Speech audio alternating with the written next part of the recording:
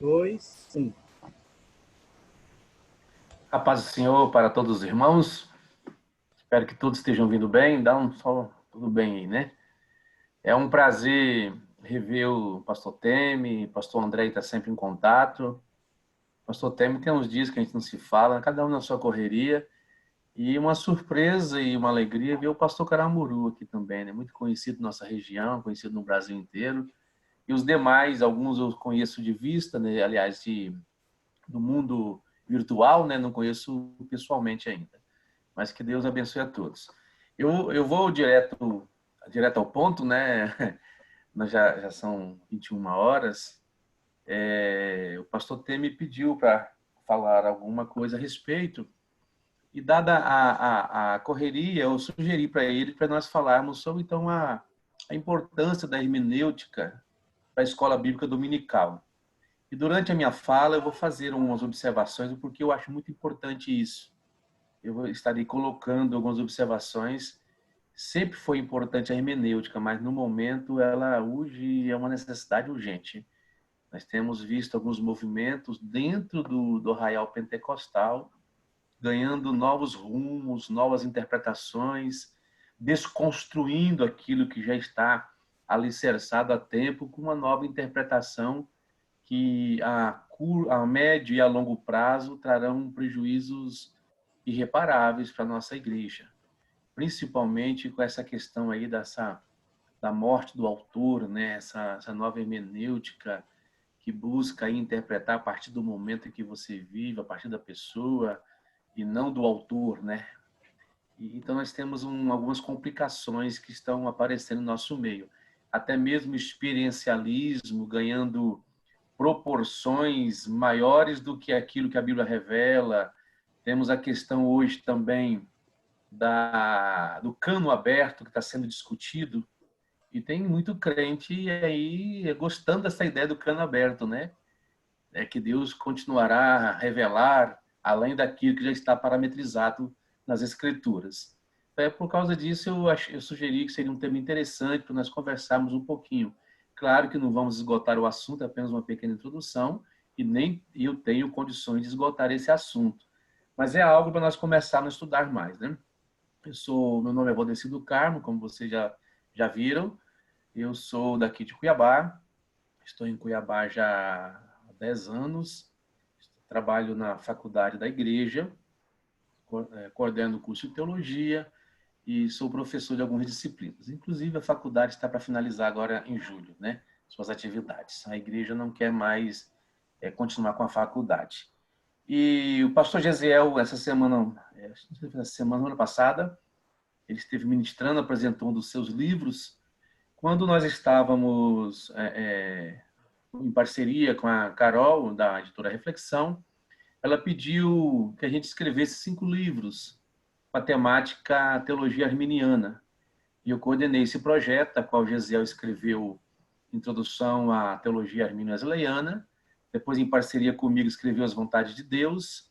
O professor Eduardo, doutor em História e também teólogo aqui da faculdade, ele escreveu sobre o Sínodo de Dort, e o professor Valmir Nascimento escreveu sobre graça preveniente. E eu finalizei fazendo um pequeno apanhado sobre os remonstrantes, uma pequena introdução aos remonstrantes. São livros que estão aí sendo vendidos, não os tenho comigo, estão sendo vendidos em várias livrarias do Brasil. Assunto interessante. O que eu gosto mesmo de trabalhar é na área da hermenêutica e na teologia paulina, principalmente a teologia paulina. Eu tenho atuado com mais frequência, participado de escolas bíblicas no Brasil e trabalhando essa temática, ensinando sobre esse assunto. Então, vamos fazer uma pequena apresentação da editora. O pastor Temi pediu para eu falar, o pastor Temi não, o pastor André, para falar um pouquinho da editora. Eu estou à frente de uma editora, gerenciando as vendas e publicações de livros nacionais e internacionais. É uma editora que nasceu aqui em Cuiabá, nasceu dentro da faculdade, com o propósito de publicar nossas revistas acadêmicas. E com o passar do tempo, acabou abrindo espaço para outro rumo, né? Publicar livros. E temos publicado alguns, né? 3 obras internacionais, as quais traduzimos e publicamos, e também 2 do pastor Altair Germano, Inclusive, acho que eu coloquei essas obras ali no... como que diz? Ali no PowerPoint que eu mandei para vocês em PDF. Eu não estou conseguindo colocar o PowerPoint para funcionar aqui. Eu acho que não está usando, né? Deixa eu ir mexendo aqui, pastor. No share screen, eu acho que não está habilitado. Aí eu ia projetar na tela, ficaria melhor. Ir direto ao foco. Mas se não tiver jeito, não tem problema. Eu vou falando. Não tem problema não. Então, veja bem. Publicamos de James Young, Quem é o Espírito Santo, Livre-Arbítrio Revisitado, do Picirilli, e O Poder Transformador da Graça, do Thomas Oden, um dos melhores livros em língua portuguesa, falando sobre a graça de Deus. Do pastor Altair Germano, nós publicamos a Teologia do Espírito Santo nos Pais da Igreja e o Batismo no Espírito Santo. E publicamos também um livro, um testemunho, Eu Sou Mãe de um Milagre, de Fernanda Feitosa. Ela, inclusive, fazia parte da equipe da ministra Damares. Ela conta o relato da vida dela, de um filho que nasceu com problemas, e como Deus a ajudou a passar por tudo isso, e Deus deu grande vitória para ela. Um testemunho muito lindo. E se Deus nos abençoar, eu creio que abençoará, depois de julho, nós vamos lançar o Authentic Fire, é o Fogo Autêntico, uma resposta a John MacArthur. É um livro que vai trabalhar muitos temas voltados o assunto total gira em torno da teologia pentecostal e do autêntico pentecostalismo. Então, é um livro muito esperado, finalizou a tradução, está no processo de revisão, e Deus abençoando, apesar dessa crise toda, esse problema que ocorreu, a gente ficou um pouquinho meio que impossibilitado de fazer algumas coisas a mais. Mas vamos publicá-lo até agosto, se Deus quiser. Não tem problema, pastor, não está funcionando, não tem problema não, pode deixar. Fica tranquilo. A gente vai falando aqui, tá? Não precisa, o PowerPoint está com vocês aí, depois só entrega para cada um, tá bem? A Assembleia, sou membro desde 12 anos de idade, ela está se calvinizando. Neopentecostalizando, eu nem falo mais, porque já se neopentecostalizou em muitos lugares. Mas ela está agora se calvinizando. Uma igreja está ficando neopentecostal e está se calvinizando. A gente vê grandes líderes de igreja, de grandes campos, que não conseguem fazer uma boa distinção, discernimento do texto bíblico, não prezam pela escola dominical, são devoradores, e os únicos livros que eles leem são livros de Hernando Dias Lopes, livros de outro segmento calvinista. Nada contra o calvinismo em si, são homens de Deus, são pessoas que servem a Deus. Mas nós queremos e precisamos manter uma unidade doutrinária, nós precisamos, então, que esse povo seja formado dentro da nossa ótica, dentro da teologia pentecostal, da qual professamos. Porque daqui a um tempo vamos perder essa identidade, já está aos poucos, absurdo o que acontece. Eu estive há pouco tempo ministrando em um evento local, e um dos expositores, um pastor, ele fez toda uma exposição dentro de uma perspectiva calvinista, pegando aqueles textos e interpretando ele de forma errada, ou fazendo a leitura pela ótica calvinista e trazendo para a igreja. A igreja está perdendo seus referenciais. Isso é ruim. Aí você pega as pessoas que querem estudar, que gostam de estudar, elas estão partindo também para o meio calvinista, porque elas querem estudar e não estão encontrando diálogo em nosso meio. O único ambiente que nós temos para o diálogo e para introduzir um conteúdo sadio é a escola dominical. E todos conhecem a realidade da escola dominical no Brasil. A escola dominical do Brasil, ela é sofrível praticamente de norte a sul, de leste a oeste do Brasil. Você não vê o grande incentivo à escola dominical.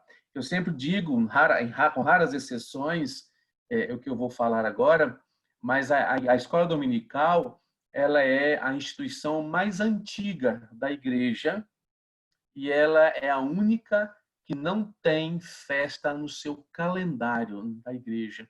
O calendário anual da igreja não prevê festa para a escola dominical. Raras igrejas que fazem isso.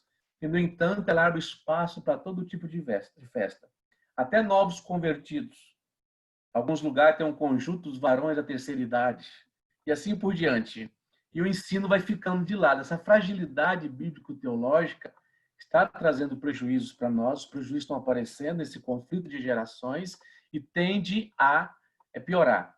Lá no Rio Grande do Sul, eu estive em uma instituição a qual fiz um mestrado, eu fiquei assim meio atônito, perplexo, quando eu fiquei sabendo que a maioria dos alunos da graduação de teologia são alunos assembleianos. Agora eu pergunto, o que um aluno assembleiano, em sua formação teológica, ele quer aprender junto com teologia luterana? Uma teologia que preza pela teologia da libertação. O que esse aluno estará trazendo para a nossa igreja amanhã? Então, o descaso da nossa liderança maior com o ensino teológico tem resultado nessa grande miscigenação teológica em nosso meio. Como eles não têm onde estudar na nossa instituição, eles estão indo para outro lugar. Na minha época de mais jovem, o pastor queria muito fazer um seminário batista. O pastor disse não, eu obedeci, não fiz. Não sei se agi correto, mas não fiz. Hoje é diferente.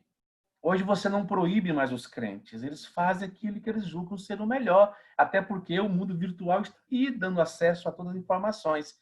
Então, dentro desse contexto, eu considero muito importante nós, professores de escola dominical, ainda continuar batalhando para uma boa interpretação da palavra de Deus.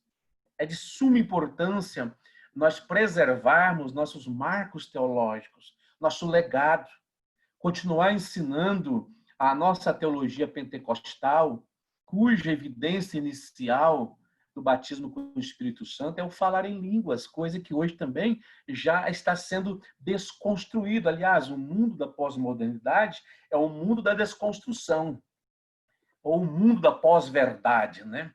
Então, estão hoje desconstruindo esses princípios da qual a Assembleia de Deus foi fundada, a qual ela foi alicerçada.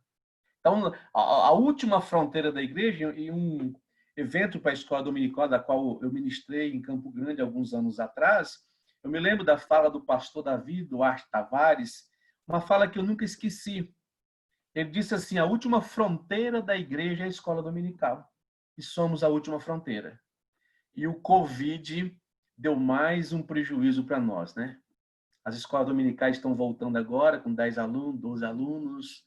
Alguns lugares você tem igrejas que têm 200 membros, 150 membros, vai 10 alunos na escola dominical, nesse período de retorno gradativo. Então a gente percebe que estamos em déficit, estamos com problemas e nós precisamos levar essa palavra que não tem época para que tenha efeito, né? Então, evangelho de modismo, evangelho de esses avivalistas de métodos, que na verdade não é avivamento bíblico, e eles não estão tendo mais espaço. Mas nesse momento, nós podemos continuar ensinando o verdadeiro evangelho através da escola dominical, através de site, através de lives, ensinando. Mas para isso, nós também precisamos primar para uma interpretação coerente das escrituras sagradas. Então, a interpretar é importante? Sim, é necessário interpretar. Tudo na vida nós fazemos interpretação. Estamos todos os dias interpretando, lendo e interpretando de alguma forma. Por exemplo, no trânsito a gente faz isso. Inclusive, você vai ver lá na projeção do slide, você tem lá semáforos, símbolos, tudo faz parte da nossa interpretação cotidiana, é automático. O autor Carl Gibbs, ele diz o seguinte, que se nós tivéssemos consciência dos efeitos devastadores da interpretação bíblica incorreta, e se pudéssemos apreciar o privilégio de compreender corretamente a revelação de Deus, pode ter certeza que nós ficaríamos rapidamente convictos de que o estudo sistemático das regras da interpretação não somente é necessário e vantajoso, como também útil, e eu acrescento, é urgente. No livro Princípio de Interpretação da Faettade, de 2006, essa fala ela é atual, é urgente, é necessário. E a interpretação incorreta ela traz prejuízos grandes para a igreja, para os nossos irmãos, para o nosso povo, enfim, para aquele que ouve a palavra de Deus. Por isso, a necessidade e a importância de uma interpretação correta, sadia da palavra de Deus. Vamos continuando aqui, então, na minha fala. Eu tentei E habilitar, eu pastor, coloquei... dá uma olhadinha. Pastor, agora há pouco deu certo. Agora deu. Espera um pouquinho, então. Vai dar certinho o que eu quero fazer aqui. Isso. Vocês estão vendo a tela aí? Dá sinal para mim, que tá vendo, né? Pois bem. Então, aqui, anteriormente, eu coloquei aqui, sobre interpretamos, né, diretamente, sempre. Você está fazendo interpretação de uma forma ou de outra, ok. Mas veja bem, como é importante ler e interpretar correto. Nós desconsideramos, às vezes, a vírgula. Vamos lá. Esse teste aqui, a gente faz ele, eu tenho feito ele há muito tempo, é simples, em muitas igrejas. E pasmem os irmãos. Quase todo mundo responde automático. Por quê? Porque existe aquela leitura feita de acordo com a lente daquilo que já está no meu subconsciente. Já existe uma leitura pré-formatada na minha mente e às vezes eu não leio o texto. E se eu não leio o texto corretamente, eu não tenho como interpretá-lo. Esse versículo aqui, veja bem, ó. E tendo Jesus ressuscitado, vírgula, na manhã do primeiro dia da semana apareceu primeiramente a Maria Madalena. Ok. Quando eu pergunto que dia da semana Jesus ressuscitou, segundo o texto, qual foi o dia da semana? Todo mundo responde, domingo. A resposta está errada, porque o texto não está dizendo isso. Mas o subconsciente dele já lê automaticamente, ou seja, a ideia formatada que ele já tem está ali impregnada. Seus conceitos, seus valores, isso vale para várias leituras da Bíblia e outras passagens bíblicas também. Então, essa leitura pré-formatada, essa leitura com o meu subconsciente carregado de um doutrinamento que eu recebi, seja de oriundo de onde tenha vindo, faz com que eu não deixe o texto falar. Então, é muito importante que nós, professores, também, é importante que nossos alunos, nossos crentes, aprendam a ler e ouvir o texto. Aqui não está dizendo que Jesus ressuscitou no primeiro dia da semana. Está dizendo que ele ressuscitou e que na manhã do primeiro dia apareceu Maria Madalena. Veja bem aqui a diferença. E tendo Jesus ressuscitado na manhã do primeiro dia da semana, uma vírgula fora de lugar. Faz toda uma diferença. E muitas vezes somos estimulados à ignorância. Somos estimulados a não estudar, a não ler. Somos estimulados ainda com o velho adágio, a letra mata, né? Isso é tão antigo, tanto, acho que é mais antigo que eu. E as pessoas acham que não precisam estudar, não precisam preocupar-se em ter em entender a pontuação, a ortografia correta. Em outro, aqui eu não vou falar sobre isso, mas eu gosto de mostrar para as pessoas também que a Bíblia não surgiu num passe de mágica, num milagre apareceu. É algo em que foi construído ao longo dos séculos. Houve uma revelação progressiva. E ela foi comunicada para nós em linguagem humana. Se foi comunicada em linguagem humana, eu preciso conhecer essas leis que regem a linguagem humana, para que eu interprete o texto. Claro que o discernimento espiritual, quem dá é o Espírito Santo. Estamos falando disso e todos nós sabemos que quem dá o discernimento espiritual é o Espírito Santo de Deus. Estou falando da compreensão. Aquilo que é cognitivo, aquilo que é cognoscível, aquilo que nós podemos compreender da linguagem humana, eu preciso ter essa compreensão para entender o texto. Porque se eu não leio e não entendo o que eu estou lendo, como eu poderei interpretar? Olha o caso de Eunuco, por exemplo, da rainha de Candace lá, você vê na sua carruagem e o diácono Filipe pergunta para ele, entendes o que lês? Ele fala, como eu vou entender se ninguém me explicar? Hoje sabemos que ele estava lendo Isaías 53. Sabemos, servo sofredor. Mas antes, você não tinha capítulo e versículo. Um outro problema também que tem surgido, e quando dividir a Bíblia em capítulo e versículos, é que muito crente acha que cada versículo isolado tem um significado. Então, pega-se um versículo isolado, não está preocupado com o anterior e o posterior, não está preocupado com o contexto. Cada versículo parece ter um significado místico para ele. Então, é outra dificuldade que vem na interpretação do texto também. Quando eu coloco aqui os dois textos aqui, ó, vocês podem ver que coloquei a vírgula aqui e a vírgula depois. Então, você vê a diferença claramente. Uma vírgula muda tudo. Uma vírgula muda a doutrina, muda o conceito. Então, precisamos sim aprender a ler correto, para poder interpretar correto. Ok. alguns pressupostos que não podem faltar a nenhum intérprete bíblico. Eu, por exemplo, se eu fosse um pastor de igreja, de campo, eu iria selecionar meus professores da melhor forma possível. Iria prepará-los. Iria saber o que ele crê, porque nós temos professores hoje à frente de igreja, inclusive, que não creem na Trindade. O que eu estou falando é coisa que eu conheço de loco, coisa que eu vejo, que eu sei, não estou falando coisas que contam. Eu vi um pastor ensinando, ouvi, e sobre a questão da Trindade, não crê na Trindade. Jesus foi apenas um Messias enviado por Deus. E, portanto, Jesus deve obediência ao Pai. Não só na sua forma corpórea, como toda a eternidade. Então, você observa a desconstrução de uma doutrina sólida do cristianismo que já está consolidada por milênios. Eu já ouvi pessoas que estão à frente de igreja ensinando acerca do batismo com o Espírito Santo, dizendo que não é mais necessário falar em línguas para ter como evidência do batismo. No meio acadêmico, a gente discute essas coisas, a prós e contras, é uma outra realidade, é um outro cenário. Mas dentro da igreja, eu não posso levar isso à discussão. Eu tenho que ensinar aquilo que é o correto do nosso credo, daquilo que cremos e professamos.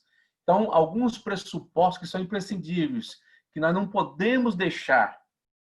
Quem vai interpretar, quem vai estudar, quem vai ensinar, precisa ter. Esses princípios são invioláveis.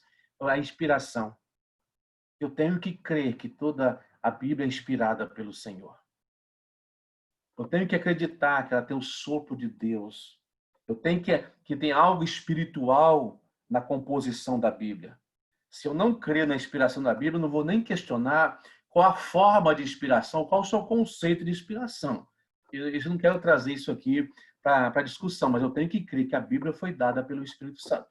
Que homens santos falaram movidos pelo Espírito Santo de Deus e registraram aquilo que é útil e necessário, que Deus assim direcionou para ficar para nós. Se eu não crer no Theopneustos, o sopro divino, sobre as Escrituras, eu já teria um problema sério de interpretação. Aí eu irei trazer problemas para a igreja e problemas para a minha crença, para a minha fé. Então, eu preciso crer nesses pressupostos. Ela é inerrante, ela é infalível, ela é autoridade máxima na questão de doutrina. Eu não posso perder esse viés. Se eu perder esse viés, eu perdi meu referencial maior. Se eu deixar de crer na inspiração, na inerrância, na infalibilidade, na autoridade da Bíblia em tempos pós-modernos, eu vou perder meu referencial maior, minha solidez, porque toda doutrina que nós professamos emana da Bíblia. Se ela não é totalmente inspirada, se ela não é totalmente infalível, então espera aí. Então as doutrinas também não podem ser infalíveis. As doutrinas bíblicas também não serão mais, não terão um alicerce confiável. Isso é sério. E há pessoas que não creem mais que a Bíblia é toda inspirada. Então nós temos um monte de situações dentro desse quesito da questão da inspiração da Bíblia. Então, esse é um pressuposto que eu não posso abrir mão. Ela é inspirada, ela é infalível, ela é inerrante, ela é a palavra de Deus, ela comunica a vontade de Deus para mim. Eu preciso entender também o que é iluminação. Há muita confusão entre iluminação e revelação. Iluminação é aquilo que o Espírito Santo nos dá sobre a Bíblia Sagrada. Ele nos faz compreender, nos faz entender aquilo que muitas vezes é obscuro para nós, mas o Espírito Santo nos dá a clareza, nos dá o entendimento. Isso não é nova revelação. É uma obra sobrenatural do Espírito Santo que ocorre quando eu estou estudando, quando eu estou lendo, quando eu estou orando a palavra de Deus. Mas isso não é revelação. E no meio pentecostal há muito essa questão de dizer: o Senhor me revelou. O Senhor me revelou. E muitas vezes você vai ver a passagem que ele está lendo, o que ele está dizendo que Deus revelou não tem nada a ver com o texto que foi lido. E por isso somos criticados muitas vezes pelos não pentecostais, que o pentecostal lê o texto, depois vai primeiro tópico, nada de texto, segundo tópico, texto para quê? Terceiro tópico, não preciso do texto, e conclusão, e acabou. E é verdade. Infelizmente é verdade. Lemos o versículo, não o interpretamos e, portanto, pregamos errado. E gostamos de dizer, o Senhor me revelou nessa madrugada. E o que não é verdade. Muitas vezes o Senhor dá, assim, uma iluminação daquilo que está ali revelado. A palavra já é revelada. A palavra é revelada. E tem pessoas que gostam de pregar dizendo, eu gosto de pregar uma mensagem revelada na hora. Eu, lendo a Bíblia, estou pregando a palavra revelada. Então, o que eu preciso é da iluminação do Espírito, para que essa revelação de Deus ela se torne mais clara, se torne mais compreensível para mim. E o grau de intimidade e dedicação de cada um vai mudar. Uns vão aprofundar mais, outros menos. Isso é de acordo com cada um, com a sua capacitação de estudar, de buscar, e a sua dedicação diante de Deus para compreender aquilo que está ali revelado. Então, tem que saber essa diferença. A revelação bíblica é o conhecimento que foi preservado das Escrituras, tanto o Antigo quanto o Novo Testamento. Isso é a revelação de Deus. Está ali. Muitas vezes eu leio 1, 2, 3 vezes, eu não consegui entender. Eu não tive iluminação suficiente para compreender. Mas a revelação está ali. O Senhor jamais irá revelar coisas novas que não estejam ensinadas na Escritura. Deus jamais irá revelar coisas que estarão em desacordo com as Escrituras. Se eu perder esse referencial, terei problema na interpretação. Eu começo a dar muito espaço para o experiencialismo em detrimento daquilo que as Escrituras revelam. Eu começo a achar que a minha experiência ela sobrepõe as Escrituras. A experiência é útil, ela é válida, ela é necessária. Paulo, inclusive, apela para ela aos Gálatas. Ele fala acerca da experiência que eles tiveram. E acrescenta, vocês tiveram pelo Espírito, não foi pela lei. E por que vocês querem voltar para a lei? Foi até citado parte de Gálatas aqui hoje. Mas essa experiência que ele apela para ela não é um mero experiencialismo. É uma experiência fundamentada naquilo que foi ensinado acerca da palavra de Deus, acerca do Espírito Santo. Assim como a revelação é progressiva, a hermenêutica também ela tem a sua progressividade. Paulo, por exemplo, nos revela coisas que no passado jamais nenhum judeu, por mais estudioso, saberia. Exemplo, vou pegar só um exemplo de Daniel. Daniel fala da ressurreição. Quem lê o texto de Daniel vai entender que o conceito de ressurreição para a vida e para a condenação eram tudo junto ao mesmo tempo. Porque não era claro ainda esse entendimento acerca, esse intervalo de tempo entre a primeira ressurreição, que é para a vida, e a segunda ressurreição, que é para a morte. Assim como não era claro também que essa primeira ressurreição ela tem etapas diferenciadas. Isso é progressividade hermenêutica. À medida que a revelação vai sendo dada progressivamente, a hermenêutica também ela vai sendo progressiva, a interpretação é progressiva. E Paulo trouxe muito esclarecimento para nós de coisas que no passado eram meio obscuras. Posso pegar outro exemplo do Antigo Testamento? Daniel estava lendo justamente a profecia de Jeremias. Jeremias falava de 70 anos do cativeiro, 70 setes, ou 70 vezes 7, ou 70 semanas de anos. Quando Daniel está lendo, findando os 490 anos, ou melhor, perdão, os 70 anos, ele estava querendo saber, o cativeiro está chegando aos 70 anos, cadê a restauração? Olha a progressividade da revelação e da hermenêutica juntas. Você observa que o anjo aparece para Daniel e diz para ele, olha, eu vou te explicar o significado. Não são 70 anos literais, lineares, são 70 vezes 7. Aí começa, Daniel capítulo 9, versículo 24, 6 até 27, você vai ver a explicação desses 70 anos. Então, isso é hermenêutica progressiva. Revelação e hermenêutica andam juntas. Então, a hermenêutica não contraria a revelação. Ela aceita a revelação da palavra de Deus como verdadeira. E Daniel estava tendo um esclarecimento acerca do que seria os 70 anos profetizados por Jeremias. Mas quando chega algo que não é para o dia de Daniel, o Senhor diz, olha, vai descansar, vai dormir em paz, que é para daqui mais algum tempo. Aí você vê Paulo trazendo explicação de coisas que eram desconhecidas da época. Então, eu tenho que entender que houve também uma progressividade hermenêutica à medida que a revelação de Deus, a palavra do Senhor, é continuada. Agora, eu não posso querer pegar esse princípio e aplicá-lo ele hoje como um infalível, porque a revelação já fechou, o cano está fechado. Se eu for abrir o cano e dizer que o cano está aberto, eu vou ter sérios problemas de autoridade bíblica. Porque cada segmento religioso vai querer colocar um pouquinho de adendo, vai querer colocar um acréscimozinho aqui e ali a palavra de Deus. Ela encerrou, o cano fechou. A revelação bíblica está fechada. A iluminação bíblica continua através da hermenêutica, do estudo, daquilo que o Espírito Santo vai te iluminando, que Deus vai te dando esclarecimento. Mas a revelação fechou no Apocalipse. Ok? Vamos à frente, eu esqueci de marcar o horário, não vou entender muito.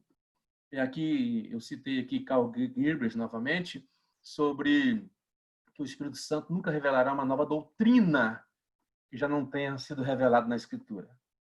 Não vai revelar nova doutrina. E eu fico vendo aí pessoas que vão no inferno, voltam, traz um monte de revelação. Um dia desse eu falei numa igreja que gosta desses negócios aí, que essas irmãs e irmãos que gostam do inferno devem ficar logo lá. Vive indo lá e voltando, fica logo lá. Arranjei problema para mim, né? Mas falei.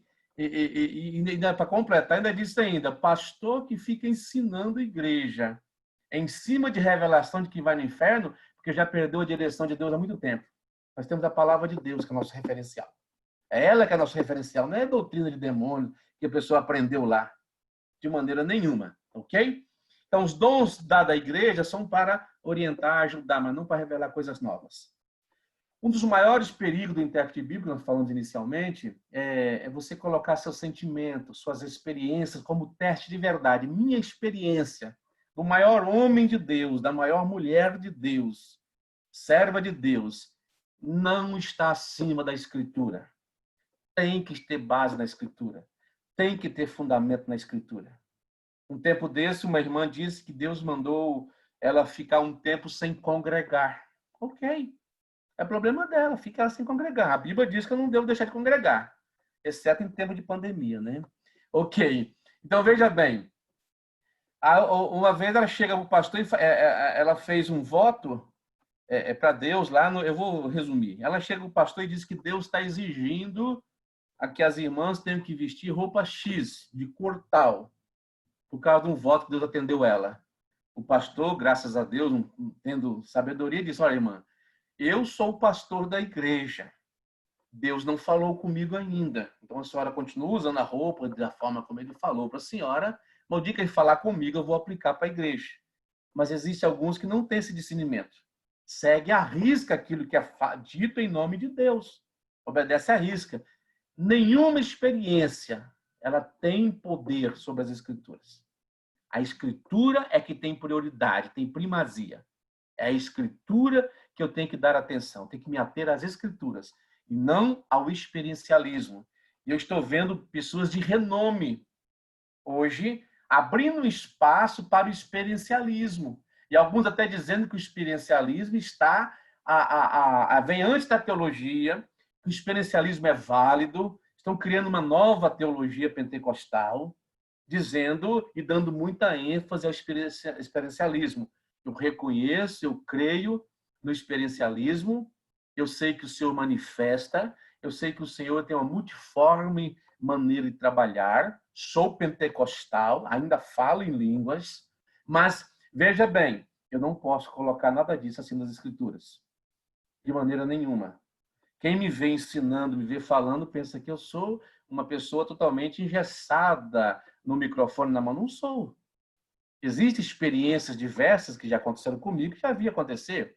Eu, uma vez, peguei o pastor da igreja pela mão, andei com ele de mão dada na nave da igreja, entreguei ele para um obreiro, o obreiro foi lá pedir perdão depois para ele, houve um concerto, e aí Deus já falou com a irmã naquele momento, é a nossa despedida. Mas isso não é regra. Eu não posso pegar dessa experiência de um momento pentecostal e fazer disso todo culto. Eu não posso pegar, interromper o pregador em todo culto em profecia, como a gente acontece hoje em muitos lugares, aí alguém levanta em profecia na hora da pregação, tem que parar, porque é Deus que vai falar. Peraí, quer dizer que enquanto estou pregando a palavra, Deus não está falando? Quer dizer que a palavra de Deus, a palavra revelada, a palavra inspirada, ela não tem mais a primazia, a prioridade? A profecia, nesse caso, de um vaso que é suscetível ao erro, que pode errar, pode se emocionar e falar de si mesmo, vai ficar acima das Escrituras, então isso é um perigo muito grande. É um perigo que a igreja não pode, nós principalmente professores, precisamos orientar. Uma vez uma irmã me abençoou com um monte de profecia, palavras bonitas, mas aí um dia eu tive que repreendê-la, porque ela estava atrapalhando a escola dominical que eu estava ministrando, ela já me amaldiçoou na mesma hora. Disse que aquele mesmo dia viria um juízo sobre mim, né? Porque eu estava contra o Espírito Santo de Deus. Aquele dia eu peguei o carro, saí bem devagarzinho, com medo de não bater, nem bater, a pessoa bateu a falar que eu estava meio errado, né? Mas não aconteceu nada, graças a Deus. Não que eu acreditasse no que ela falou, mas vou me cuidar ao máximo para não acontecer isso. Então, veja bem, são pessoas que querem profetizar todo o culto. A palavra de Deus é profecia. Ela tem que ter primazia, tem que ter prioridade. Infelizmente, nem sempre você encontra isso em nossas igrejas, ok?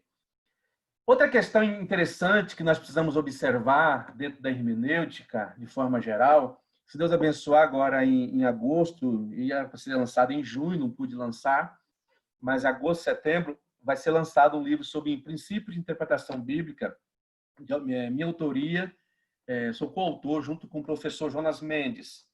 E nós trabalhamos algumas questões, mais para o povo, não é para pessoa do livro do Temer, Caramuru, pastor Serafim, é para pessoas, para os crentes, ter norteamento de interpretação da Bíblia, né? Pessoas mais, mais leigas na igreja, aprender a interpretar a Bíblia. É possível interpretar a Bíblia, mesmo sem ser grandes teólogos. É possível interpretar a Bíblia, mesmo sem conhecer as línguas originais. Então, a intenção é trabalhar em torno disso, mostrar para isso. E uma das dificuldades que nós encontramos é ver na Bíblia aquilo que é descritivo e o que é prescritivo. Nós gostamos muito, nós, que eu falo de forma geral, de pegar textos que às vezes são só descritivos, ou até proibitivos, ou prescritivos para uma época específica, e fazemos disso uma doutrina para nós. Criamos uma doutrina. Pegamos aquele texto lá, porque interessa os meus interesses, as minhas ideologias, aquilo que eu estereotipei como verdade de Deus, e uso esse texto para a igreja. E deixo outros de lado, não levo em consideração outros que estão lado a lado, coladinhos ali. Então, precisa entender o que é descritivo. Por exemplo, você vê o caso de Saul consultando uma feiticeira, ele é uma descrição. Não há prescrição naquilo para eu fazer, pelo contrário. A prescrição é o contrário, não consultar adivinhos, feiticeira, etc, etc. Então, está descrevendo o que ocorreu, o que Saul estava fazendo. E você vai encontrar, é muito comum você pegar Deuteronômio, se eu não me engano, me corrija se é 28, não me lembro agora, onde fala das bênçãos para Israel, quando entrar na terra, o Senhor teu Deus te dá, obrigado, pastor Caramuru, o Senhor Deus te dá, onde pisar a planta do teu pé, tá. Ali é algo prescritivo, sim, mas para Israel. Eu tenho que saber que não é para mim enquanto igreja. A pessoa, eu vou sair pisando, então aí eu vou entrar na TAM, aí é meu. Tá até quebrada, coitada da Latam, né? Eu vou pisar aí no carro de alguém que tem um carrão aí, essa biblioteca bonita do pastor Temer aí é minha. Então, e as pessoas usam isso na igreja, é uma interpretação totalmente equivocada. Lê o texto, mas não procura atentar para o que o texto está dizendo. A época, para quem, o motivo. E isso eu estou falando de forma ampla. Fora aqueles textos que a gente pega isolado, que não tem nenhuma prescrição nele, e se tem prescrição é para o povo de Israel, e eu quero aplicar na igreja, em nome da sã doutrina. Então, essa falta de conhecimento claro das Escrituras tem gerado problemas, e nessa geração atual, um choque muito grande. Antes eu conseguia impor pelo medo aquilo que eu queria aos meus fiéis. Hoje eu não coloco mais pelo medo. A cultura do medo já se foi. Antes eu punha medo. Eu tinha um líder de jovem que falava assim para mim. Deus falou para mim que se você se desviar, você vai morrer. Eu ia para casa morrer de medo. Jesus, não quer desviar, me ajuda, não quero morrer não, Jesus. Eu era bem novo naquela época. Hoje isso não funciona mais. Essa cultura do medo não funciona. É preciso, e o despreparo da maioria da liderança e não saber dialogar com essa geração está fazendo crentes ir embora. Os crentes que estão indo embora, muitas vezes estão indo, não é porque querem vida mais leve, naquilo que chamamos de uso e costume, não, nem sempre. Estão indo embora porque estão famintos e querem palavra. Eles querem um significado melhor nas Escrituras. Eles querem conhecer melhor a palavra de Deus. Aqui nós temos uma igreja Batista Nacional que recebeu, no ano de 2018, mais de 40 famílias assembleianas. 40 famílias. O pastor está até não querendo, preocupado, não querendo que vai tanta gente para lá. Ele não quer, sem demagogia, ele não quer, porque está ficando uma situação muito complicada de pessoas que estão indo para lá. Por quê? A ausência da palavra. A ausência da palavra de Deus. A ausência de pegar um texto, explicar o texto, ensinar o texto, deixar o Espírito Santo agir na vida das pessoas. Ok, vamos à frente. Descritivo. Ok. Descritivo apenas descreve, prescritivo é aquilo que será usado de fato para como norma, como doutrina, ou como valores que, por exemplo, pega o exemplo lá a forma de escolher os diáconos. É uma forma que a igreja primitiva usou. Tá muito bem, inclusive ali tem um princípio muito bom, deixou a igreja escolher. Isso é ótimo. Se a igreja escolhesse hoje, muitos que são obreiros não seriam e alguns que não são seriam, né? Porque tem muitos obreiros apadrinhados, que não tem chamada nenhuma de Deus. Ali você tem uma descrição, ali não é uma forma prescritiva. Mas poderíamos usar esse princípio para isso. Lançar a sorte para escolher o apóstolo, Matias, que entrou no lugar de Judas. Ali também está descrevendo, não é normativa para a igreja.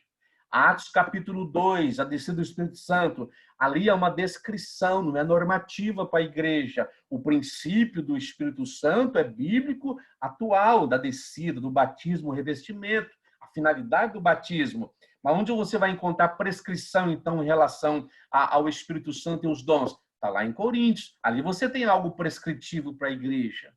Então, é preciso atentar. Eu não vou escolher alguém lançando a sorte. Então, eu preciso estar atento a esse texto. O texto, muitas vezes, é encarregado de crenças, é encarregado de valores culturais, que não são, na verdade, algo que é para ser ensinado para a igreja. Eu vou dar um outro exemplo aqui. Quando Pedro aparece, eles dizem assim, quem está vindo ali é o anjo de Pedro. Havia a crença de cada um tinha o seu anjo da guarda, mas você não tem fundamentação teológica, doutrinária, para dizer que eu tenho um anjo da guarda. E vai ser a minha fisionomia. Imagine meu anjo da guarda. Gordinho, igual eu sou. Aí meu anjo da guarda é parecidinho comigo. Mas a crença está descrita ali na narrativa, mas não um princípio doutrinário. Nós temos anjos que acampam ao nosso redor, sim, sem dúvida nenhuma. Há anjos como espíritos ministradores. Mas você não tem um ensinamento ali dizendo que cada crente tem o seu anjo da guarda. Inclusive, é muito importante que cada um de nós, cada irmão da igreja, pudesse conhecer a nossa declaração de fé. Isso era importantíssimo. Ok, vamos à frente um pouquinho. Vamos pular essa parte da questão do Deus Hermes, que isso é conhecido. Inclusive, há controvérsias, né? Há livros de filosofia hoje que já descrê sobre essa questão, se realmente a palavra hermeneu deriva do Deus Hermes. Ok, mas isso não é relevante. Ligado à hermenêutica, a exegese, o exegese e a exegese. A exegese é você extrair o significado do texto. É de dentro para fora. Você está extraindo. Já a exegese é o que eu coloco no texto. Eu coloco o meu significado, o meu entendimento. Vou dar um exemplo. Alguém queria ensinar que é proibido pintar cabelo. Não estou questionando a igreja que proíbe, que não proíbe. Não vem ao caso aqui. Não estou questionando isso. Aí a pessoa pega lá uma passagem de Jesus e diz assim, não jurei nem pelo céu, nem pela terra, nem por vossa cabeça, que você não pode tornar o seu cabelo branco. Aí ele pega esse texto, está vendo? Você não pode pintar seu cabelo. Jesus está dizendo, você não pode pintar seu cabelo. Você não pode fazer isso. Isso é exegese. É eu colocar a minha ideia no texto. O texto não está dizendo isso. O texto está falando da impotência humana, da incapacidade humana. Não necessariamente uma proibitividade, não pode isso ou aquilo. Ok? Então, nós temos muita exegese. A minha ideia, colocada no texto, é muito grande. Quer ver uma famosa, que todo mundo conhece, é posso todas as coisas naquele em Cristo que me fortalece. Isso aí já virou tema de congresso, isso aí está naqueles carros colados nas laterais. Pega um versículo isolado de Filipenses capítulo 4, versículo 13, e a pessoa prega naquela eloquência, né? E você pode, você pode, você pode, você pode. E fica fazendo até uma autoajuda, enche a pessoa de vontade. Você pode ter carro novo, você pode, porque Jesus andou no jumento zerinho. Você pode ter uma casa nova, Jesus teve uma sepultura zerinha. Jesus nasceu de uma mulher zerinha, e vai naquela eloquência na pregação ali. Bonita a pregação, né? Mas não é bíblica. Não é isso que a Bíblia está ensinando. Aí quando você pega os versículos posteriores, anteriores, aí você vai observar, Paulo está dizendo, olha, eu posso passar fome, eu posso não ter o que vestir, eu posso não ter nada, andar nu. Ele conclui dizendo, eu posso todas as coisas, ou seja, eu posso sofrer tudo isso por amor a Jesus. Versículo 10 diz assim, olha, muito me regozijei no Senhor por finalmente reviver a vossa lembrança de mim. Aí no versículo 11, não digo isso como por necessidade, porque já aprendi a contentar-me com o que tenho. Sei estar abatido e sei também ter abundância. Em toda maneira, em todas as coisas estou instruído, tanto a ter fartura, como a ter fome, a ter abundância, como a padecer necessidade. Ele conclui, eu posso todas as coisas, eu posso tudo isso. Posso passar fome, posso andar nu, posso ter abundância, posso não ter, mas eu posso tudo isso em Cristo Jesus que me fortalece. Então, ignoramos essa questão dos versículos. Ignoramos isso. Para a próxima etapa aqui, já caminhando para o final, uma questão interessante quando vamos estudar a palavra de Deus, nós temos que prestar atenção na hermenêutica. Eu sei que eu estou falando aqui com muitos pastores e pessoas abalizadas nas escrituras, mas nosso público, que nós trabalhamos em sala de aula, não tem esse nível que vocês têm. Ele precisa entender que a Bíblia foi dada em um contexto sociocultural.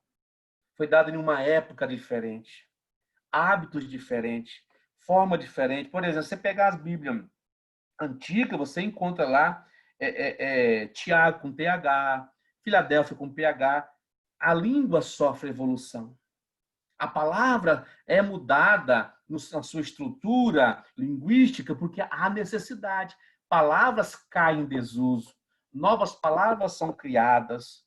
E a partir disso eu preciso ir ajustando a palavra de Deus também à linguagem atual. Você pega a Bíblia, edição de, eu acho que de 2005 para cá, ou 2009, não sei, não tenho certeza agora, ela já está dentro do novo acordo ortográfico, acho que 2009 para cá. Ela está dentro do novo acordo ortográfico, mudou de novo. Você pega, por exemplo, Bíblia Antiga, você vai encontrar, inclusive, na Epístola aos Hebreus, escrito assim, Epístola de Paulo aos Hebreus. Essas epígrafes já foram modificadas, hoje você não encontra mais isso, porque entendemos que não foi Paulo quem escreveu, ok? Então, é necessária essa mudança. Então, o que o leitor, os nossos irmãos, nossos crentes precisam entender é que a Bíblia está dentro de uma época muito diferente de nós. E é preciso tentar aproximar essa distância, essas lacunas, que é chamada hermenêutica, essas lacunas existentes. O homem moderno, totalmente diferente do homem da antiguidade que recebeu a palavra, a forma de viver era diferente, a forma de caminhar, de andar era diferente, de comer, de se alimentar, hábitos diferentes, tudo diferente de hoje. Mas a essência da palavra permanece. A mesma palavra que atendeu o homem daquela época atende o homem nos dias de hoje também. Então é preciso fazer isso ser entendido pelos crentes, que a Bíblia vem gradativamente, dada em contextos diferentes, circunstâncias diferentes, e eu preciso estar atento a isso para trazer uma interpretação correta. Há princípios que jamais serão mexidos, não poderão ser mexidos. Conforme eu mencionei, há alguns pressupostos imprescindíveis ao intérprete bíblico, ao leitor da palavra de Deus. Eu preciso estar atento a essas lacunas para eu conseguir compreender melhor alguns acontecimentos daquela época. Para eu entender melhor o contexto sociocultural. Para haver uma compreensão clara de que, embora Deus tolerasse algumas coisas, ou a Bíblia se desenrolou dentro de um contexto que hoje consideraríamos totalmente absurdo, mas eu tenho que entender para aquela época foi uma forma, a forma que vivia a humanidade. E a Bíblia foi dada a palavra de Deus naquele contexto, daquela maneira. É igual você pegar, por exemplo, eu não sei se você fez essa colocação que me veio à mente agora, nós hoje vivemos num país de Estado democrático. Está aí quem é juiz, pastor Caramuru, pode falar muito bem sobre isso. No Estado democrático de direito, eu tenho direito a me manifestar, eu tenho direito a votar, tenho direito a ser votado, eu posso fazer manifestações, tem essa liberdade toda que nós ainda estamos tendo, que está sendo cerceada aos poucos. É diferente do crente que viveu lá em Atos. Totalmente diferente. Qualquer ato de manifestação contrária ao governo era ato de subversividade. Era ato de alguém que estava se opondo ao Estado, diferente de hoje. Eu posso me opor ao Estado, mas respaldado pela própria lei que o Estado me garante. Por exemplo, se você olha os cristãos da igreja primitiva, você vai observar e vai dizer o seguinte: eles estão sendo perseguidos e mortos por uma perseguição religiosa. É verdade, mas existe um outro lado. Se você olhar pelo lado do Império Romano, eles estavam sendo perseguidos por desacatarem e desobedecerem ordens diretas do Estado. Olha a diferença. Então, nós precisamos estar atentos a esse detalhe também, atentar para as circunstâncias que os povos viviam. Nós, por exemplo, a Igreja Assembleia de Deus cresceu muito no período do regime militar e muitos crentes ficaram apáticos quanto à política. E hoje é necessário que eu, enquanto cristão, desenvolva a minha cidadania e que eu seja mais atento e mais participante dos atos democráticos. Porque é uma outra realidade que nós estamos vivendo. Mas eu posso fazer tudo isso sem ferir o princípio da palavra de Deus.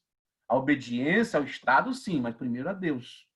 Obediência ao Estado, mas não a custo do meu direito de cidadania, não a custo da minha liberdade cristã. Obediência ao Estado, mas enquanto eu tenho direito que me resguarda também, eu tenho que me valer dele. Então, o princípio da palavra de Deus ali da igreja primitiva, acima de tudo, obedecer a Deus e não aos homens. Então, Deus tem que vir em primeiro lugar até nos dias de hoje. Deus tem que estar em primeiro lugar. A igreja primitiva, ela sabia entender claramente Deus em primeiro lugar. Ok? Então, dentro dessa lacuna que estamos falando, o ambiente sociocultural, histórico-cultural, é muito importante nós entendermos o contexto histórico da época, do livro que foi escrito, porque essas lacunas, elas nos põem muito distante da realidade do texto bíblico e alguns torcem para a sua própria condenação, como diz Pedro, né? Embora Pedro fale em outro contexto, estou colocando esse contexto aqui, que há textos difíceis de entender nas Escrituras. E os indoutos torcem para a sua própria perdição. Ainda hoje, há muitos indoutos torcendo textos por não ser compreensíveis. É um texto difícil, é difícil, eu não tenho que forçar uma interpretação. Eu simplesmente vou dizer, não conheço, não sei, conheço possibilidades, conheço vertentes que falam a respeito, mas não posso afirmar. Pode ter certeza que aquilo que é mais obscuro não implica em nossa salvação. Aquilo que implica na salvação está claro para nós compreendermos. Pois bem, dentro dessas lacunas temos o que é chamado de distanciamento temporal, que a Bíblia está há quantos séculos? São praticamente 5.000 anos. Distanciamento contextual. Os contextos em que desenrolar a história, a narrativa bíblica, são totalmente diferentes. Se você pega uma criança hoje, vamos falar de contexto brasileiro, pega uma criança hoje, fala para ela sobre privada, ela não sabe o que é isso. Fala para ela sobre mictório, ela não sabe o que é isso. Fala para ela sobre pinico, ela não conhece o pinico. Tão comum e usado nas casas de antigamente, lamparina e outras coisas mais. Se dentro de um espaço de tempo tão curto, você vê mudanças culturais, hábitos sendo modificados, a linguagem, né, o neologismo, novas línguas são criadas, novas expressões são criadas. Você pega o advento do WhatsApp, do Messenger e outros meios de comunicação, você vê que está sendo criada nova linguagem. Está modificando a forma de se expressar, a forma de falar. E você vê que palavras antigas caem em desuso. Se você tem isso dentro de uma cultura brasileira, a qual nós estamos inseridos, vivendo nela, imagina os povos bíblicos. Então, é uma coisa difícil de nós compreendermos. Há muitas coisas difíceis de entender, é fato. Há o distanciamento cultural. O que eu vou fazer, então, para poder aproximar um pouquinho mais? É procurar me informar de como viviam os povos nessa época, como funcionavam as coisas nessa época, como era a maneira de se alimentar, de se vestir, como eram as moradias, como era o caminhar diário das pessoas, como era o seu cotidiano. Eu preciso eu não vou diminuir esse distanciamento, mas vou preencher esse distanciamento com essas informações através de literatura adequada e específica para me ajudar na compreensão. Aí eu vou ter condições de fazer uma interpretação melhor. Você quer ver palavras tão simples que hoje você não usa mais? Às vezes a Bíblia, se pegar essas traduções mais... esqueci o termo que se usa, essas mais formais, você vai encontrar palavras que é até difícil para a gente saber o significado, que estamos acostumados com ela. Imagina uma pessoa, um menino novo, umas pessoas mais novas que não são crentes. Aí você tem equivalência dinâmica, a Bíblia, por tradução de equivalência dinâmica, que ela ajuda, melhora o vocabulário para a gente. Ajuda-nos a entender, inclusive, os parágrafos, já vem separado, não fica versículo solto do parágrafo, fica melhor para entender a ideia pretendida do autor. Tudo isso são recursos que vão nos ajudando na compreensão. E nós, crentes, temos que ter a Bíblia, nós obreiros e professores, pelo menos algumas 3 a 4 versões diferentes de Bíblia. Vamos pegar um exemplo aqui da palavra que me veio à memória agora, a palavra caridade. Caridade não é amor. Mas houve uma época que caridade era amor. Caridade era sinônimo de amor. Mas hoje não tem o menor sentido caridade ser sinônimo de amor. Não tem, não funciona. Imagine, chega para sua esposa e fala para ela que você casou com ela por caridade. E veja o que acontece. Chega para ela e diz assim, eu casei com você por caridade. Observe o que acontece. Ela não vai aceitar isso de maneira nenhuma. Porque caridade não é amor. Mas na Bíblia, as Bíblias já trocaram, é amor que existe. Mas houve uma época que significava caridade, poderia ser símbolo de amor, hoje não é mais. Qualquer um faz caridade sem ter amor. Nenhum tipo de amor. Simplesmente por fazer. Ok? Vamos à frente. O distanciamento linguístico, o distanciamento autoral. O linguístico é uma coisa séria, mas não é possível ainda você se aproximar. Agora, o distanciamento autoral. Os autores estão mortos, não mortos no sentido dessa ideologia filosófica aí de que o autor está morto. Então, vale a minha interpretação, independente do que o autor pretendia. Não, de maneira nenhuma. Estou falando, o autor está morto no sentido de que quem escreveu, o autor humano, não está vivo entre nós. O pastor André falou que começaria às 19 horas. 19 horas, horário de Brasília ou horário do Mato Grosso? 19 horas, horário de Brasília ou horário lá do Amazonas, não sei se tem diferença também. Ok, o que eu quero dizer é o seguinte, eu tenho como recorrer ao autor. Eu tenho como perguntar para ele. Mas não tenho como perguntar, Pedro, que negócio difícil é esse que você fala que Paulo escreveu, que os hindus estão torcendo? Me explica isso. Pedro não está aqui. Paulo, fala para mim aqui. O que é esse espinho na carne? Ele não está aqui para falar comigo. Agora, especulações tem uns montes. Eu não posso firmar uma ideia naquilo que a Bíblia não deixa claro. Até chamar de homossexual tem vertente que o chama, dizendo que o espinho na carne é isso. Então, você não tem o autor para consultar, o autor humano, estou falando, porque já não está entre nós. Você não tem como perguntar. Então, existe sim esse distanciamento. Existem algumas dificuldades. Vou fechar na figura de linguagem, tá bom? Figura de linguagem, irmão, é muito rico nas escrituras. Eu quero só pegar uma... Eu não vou falar de metáfora, símile, nada disso. Só quero pegar um exemplo. É muito comum nós acharmos que a Bíblia tem símbolos universais. Não tem. Quantas vezes nós já pregamos aquelas pregações bonitas, né? Que Jesus, em Gênesis, é a semente da mulher, e em Êxodo é o Cordeiro Pascal, em Levítico, não me lembro agora mais, e vai embora. Lá em Josué, o nosso capitão, e vai embora, prega a Bíblia inteira, correto?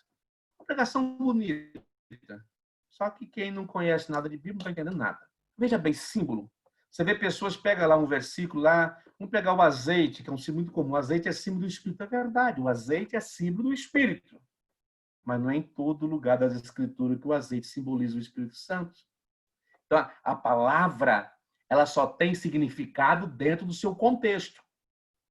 Ela vai ter significado, por exemplo, se eu falar aqui manga, vocês vão pensar o que de manga? Cada um vai pensar uma coisa que estiver mais próximo dele ou que vier à cabeça. Pode ser manga de fruta de chupar, manga de camisa, mas se eu falar a manga está encardida, a manga está rasgada, já está sabendo que é manga de camisa. A manga está doce, não tem como ser doce a manga de camisa, vai ser a manga de chupar, o fruto. Então a palavra ela tem um significado dentro do seu contexto, fora do contexto não tem significado. Pomba é símbolo do Espírito Santo? Sim, é verdade. Pomba é símbolo do Espírito Santo. Mas há passagem que a pomba não significa nada, além de ser pomba, apenas um animal, uma ave. O exemplo de Noé. Eu acredito que alguns de vocês aí, que já estão com as cães brancas que nem eu, já pregou isso também. A primeira pomba que vai é o ministério do Pai, que ia e vinha na terra. A segunda pomba é Jesus Cristo, que volta com o raminho. A terceira pomba é o Espírito Santo de Deus, que veio para ficar até o arrebatamento. A igreja vai ao delírio, né? A igreja da glória a Deus, aleluia, te prega aquela eloquência bonita, a pregação, mas não é bíblica. Não é porque está registrada a história que eu estou fazendo uma pregação bíblica, que a minha interpretação está errada. Não precisa ter vergonha, não, eu preguei muito isso já, viu? É igual a história dos camelos lá, dos dons espirituais lá de Eliasé. Eliasé é o Espírito Santo que leva uma noiva. Quem é esta que vem ali tão aprazivelmente e vai embora e prega? Já preguei isso também. Até o momento que eu adquiri maturidade e entender que isto não é uma pregação bíblica. Isto não é exposição das Escrituras, de maneira nenhuma. Então, eu preciso expor as Escrituras, posso usar de linguagem figurada, saber que a Bíblia é rica de linguagem figurada, mas dentro do seu respectivo contexto. Não posso exagerar, não posso ir além, não posso ficar fantasiando, floreando demais aquilo que a Bíblia não ensina. O símbolo é um exemplo disso. Por exemplo, é um erro crasso, alguém até usou essa palavra hoje, pensar que objetos, pessoas vão ter o mesmo significado em todo lugar. Não vai ter em todo lugar o mesmo significado. O azeite da viúva que multiplicou, ela tem a ver com o Espírito Santo. O azeite que foi multiplicado da viúva, não tem nada a ver com o Espírito Santo aquilo lá. É um azeite, um utensílio do dia a dia, do uso dos povos daquela época. Nada, não tem nenhum símbolo com o Espírito Santo, nenhuma relação com o Espírito Santo aquilo. E às vezes eu pego o tal da pregação alegórica. Começou em Filho de Alexandria, depois Ambrósio de Milão também, né? Influenciou Agostinho. Aí você vê até Lutero, que pautava pela Escritura, também cometeu algum erro na interpretação da parábola do bom samaritano, né? Bom na epígrafe. Então, observe bem, somos tentados a isso, só que não dá mais, uma vez que nós passamos a conhecer, ficar pregando esse tipo de coisa. A igreja que não tem discernimento, a igreja que não conhece, ela aceita, mas aqueles crentes que começam a ter um amadurecimento não aceita mais isso, não querem mais isso, estão enfastiados disso. Eles querem palavra consistente, verdadeira, algo que traga mesmo, faz sentido para a sua vida nos dias em que ele está vivendo. Vamos pegar o exemplo aqui, ó, Salmo 55, versículo 21. O azeite ali é símbolo de falsidade, símbolo de lisonja. Então, não posso ficar pegando todo o versículo que fala de azeite e achar que todo o versículo azeite é símbolo do Espírito Santo. Assim como pomba, toda vez que aparecer pomba, é símbolo do Espírito Santo. Salvo quando o texto estiver me dizendo isso. Como é o caso de Jesus, quando ele é batizado, a voz brada do céu, o Senhor Pai falando, e o Espírito Santo, em forma corpórea de pomba, repousa sobre ele. Ali está claro, claramente, está explícito, bem muito explícito, inclusive. No caso de Noé, não tem nada a ver. Não tem nada a ver com o Espírito Santo, aquela pomba. É apenas uma ave que saiu com uma missão para poder averiguar se as águas haviam baixadas. Por exemplo, também, o leão. Leão é símbolo de Jesus, sim, mas nem em todo lugar. Leão também é símbolo de Satanás. Ele anda bramindo como leão, querendo nos tragar. E o leão que Sansão e Davi mataram, os leões que eles mataram, são apenas leões, não significa nada. E nós, às vezes, alegorizamos de uma forma tão tremenda, desnecessariamente. Se nós pegarmos aqui nessa tela que você está vendo, você tem aqui a símbolos, né? Aqui era para estar um plural, ok. Palavra de Deus, significado diferente.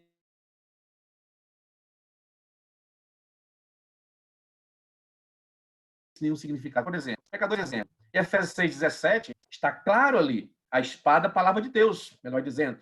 Agora você pega Mateus 10,34, a espada é símbolo de guerra. Não tem nada a ver com a palavra de Deus. E Marcos 14,47 não significa nada. Apenas espada mesmo. A semente em Lucas 8, por exemplo, é a palavra de Deus, que brota no coração das pessoas. Lá em 1 Coríntios já está ligada à oferenda. É a mesma coisa a água. A água em Efésios 5,26 é a palavra de Deus. Atos 10 é batismo. Então, o significado da palavra vai ser determinado pelo contexto a qual ela está inserido. E eu preciso sempre atentar para esse detalhe. A parábola sofre muito na figura de linguagem, é uma das que mais sofrem nas interpretações. A mais famosa que nós temos aqui é a parábola do filho pródigo, né? Alguns princípios têm que ser observados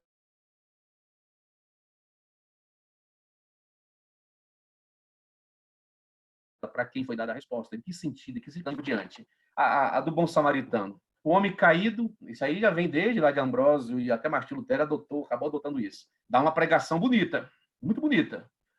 O homem caído, é Adão, que caiu da presença de Deus, estava à beira do caminho, e a religião não pôde salvá-lo, mas vem Jesus Cristo, o bom samaritano, e o salva. E é bonita a pregação, é linda, aí a pessoa chorar, mas não é isso que o texto está dizendo. Então nós temos que ser sinceros com o texto. É muito importante atentar para o texto, ser sincero.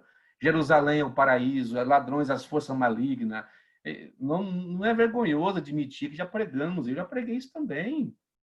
Você imaginar de alegoria, pegar cantares lá, quem é essa que sobe do deserto? Temos uma irmã de seios pequenos, e eu pregava que a que sobe do deserto é a igreja sofredora, a igreja que passou pela luta desta vida, está no céu, e a igreja, a irmã dos seios pequenos é a igreja imatura, os crentes que não têm maturidade, os desviados que vão ficar porque não cresceram, não floresceram, e a igreja gostava. Mas até o momento que eu descobri que isso não é verdade. Isso é invenção humana, isso é coisa da mente prodigiosa, que vai enfeitando as coisas. Não é expor as escrituras isso.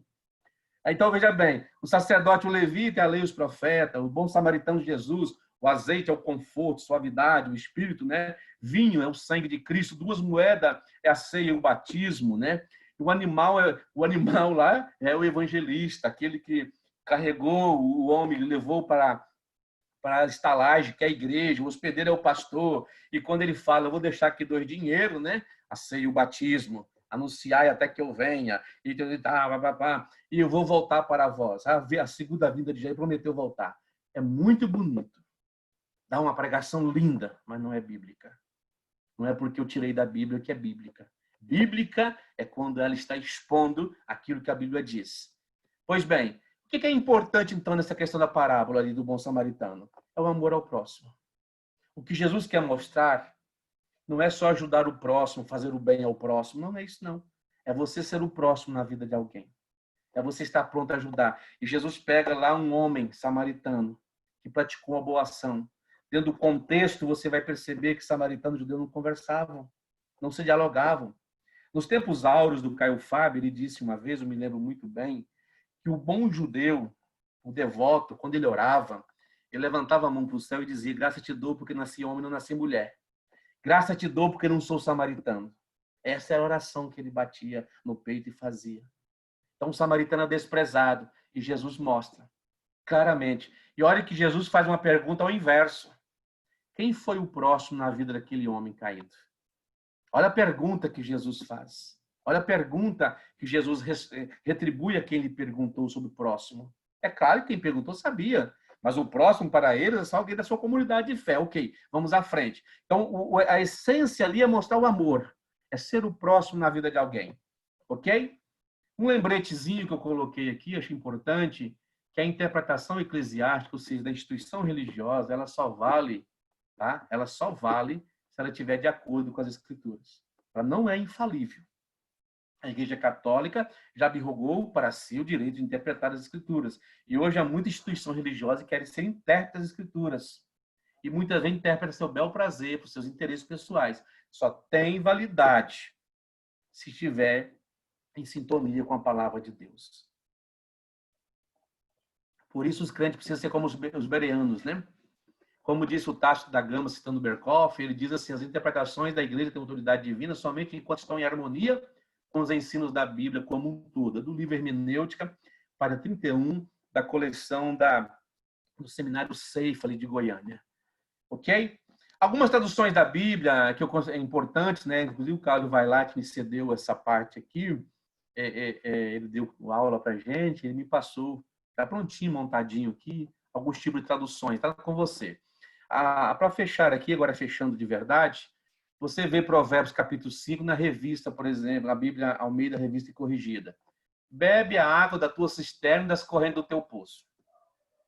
Qual entendimento vai ter um leitor nos dias de hoje? Primeiro que cisterna, são poucas pessoas que sabem o que é uma cisterna. Não conhece cisterna, nunca viram cisterna na vida. O poço de água. Nasceram em outra época, outra realidade. Então não conhece. Aí você pega na linguagem de hoje, seja fiel à sua mulher e dê o seu amor somente a ela. Olha a diferença. Como para uma pessoa que está sendo evangelizada, uma pessoa que está precisando ouvir falar de Jesus, ou que está iniciando na leitura da Bíblia, qual desses textos que é melhor para ele conhecer? É óbvio que está aqui a Bíblia, ou a nova tradução na linguagem de hoje. É muito interessante. Sacite os teus seios em todo o tempo e pelo seu amor se atraído perpetuamente. Que ele cerque você com seu amor e que seus encantos o façam feliz. Bem mais claro. Olha outro exemplo aqui da Arque da Septuaginta, né? Mortandade que assola o meio-dia. A Septuaginta traz como infortúnio do demônio do meio-dia. Também você dá, olha, esse caso aqui é muito sério. Nós supervalorizamos a Bíblia corrigida. Não existe tradução 100% perfeita. Não sou tradutor de Bíblia, não sou autoridade para falar disso. Mas todas elas têm seus pequenos equívocos. Por isso é importante termos traduções diferenciadas. Inclusive, o pastor Temer já falou sobre traduções de Bíblia uma vez nas suas lives. É muito importante você ter, para comparar, eu, professor, vou usar na igreja a corrigida, porque inclusive a congregação cristã, a deles vinha até personalizada, corrigida. Mas nós desprezamos a Almeida Revista Atualizada. Mas olha esse versículo, João 14, versículo 2. Quando Jesus fala assim, vou preparar-vos lugar. E se eu for? Peraí. E se eu for, quer dizer que ele pode não ir. Mas quando você pega atualizado, o texto é mais claro. E quando eu for? Olha a diferença. Então, para nós é importante compararmos textos. Usemos a corrigida oficial. Agora tem aquela nova, né? Nova Almeida Atualizada, que é uma Bíblia muito boa. Foi até usada por um dos escritores nossos na revista da CPAD um tempo desse. Eu achei fenomenal também. Hoje você tem também a Bíblia NVT, nova NVT, acho que é tradução transformadora, alguma coisa, né? Transformadora. Acho que é versão transformadora, algo assim. Muito boa também. Ok. Apocalipse 19, 16. Quando eu leio na Bíblia corrigida, dá a entender que na coxa de Jesus tem uma tatuagem.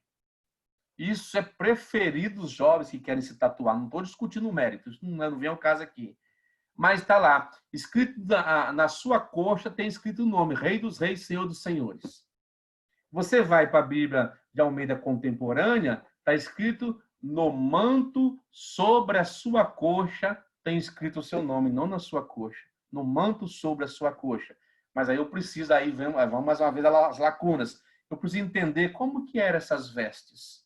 Como que elas usavam? Igual cingir os lombos, cingir vossos lombos. O que era cingir os lombos no tempo bíblico? Aí eu vou pegar gravura, eu vou entender como que eles faziam com suas vestes, como que eles amarravam ela, pronto para o trabalho. Aí eu vou conseguir compreender melhor para trazer para o meu dia, para o povo, que o povo possa entender, possa compreender. Ok? Eu termino aqui essa questão da apresentação. Eu espero que eu tenha conseguido me fazer claro naquilo que eu falei. eu pretendia terminar 10 minutos antes, mas acabei me excedendo um pouquinho. Tá? Pastor